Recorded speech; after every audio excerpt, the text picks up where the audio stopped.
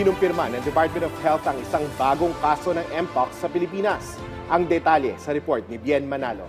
Bien? Kinumpirma ni Department of Health Secretary Dr. Teodoro Herbosa na nakapagtala sila ng panibagong kaso ng Mpox sa Pilipinas noong nakaraang linggo, August 18.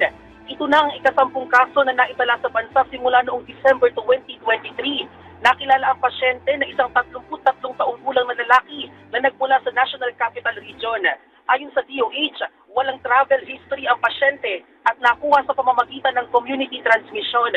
Sinabi ni Herbosa na posible pang makapagtala sila ng panibagong kaso ng Mpox sa bansa sa mga susunod na buwan.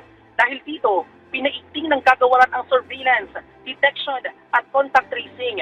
Ilan sa mga sintomas ng Mpox ang pagkakaroon ng lagnat, pananakit ng kasukasuan, pananakit ng ulo, fatigue, pagkakaroon ng kulani at pantal sa iba't ibang bahagi ng katawan.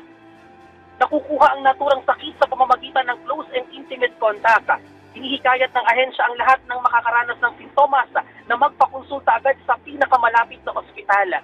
Pero hindi gaya ng COVID-19, hindi inirerekomenda ng DOH ang pagsusuot ng face mask at sa halip ay ugaliin ang paghuhugas ng kamay.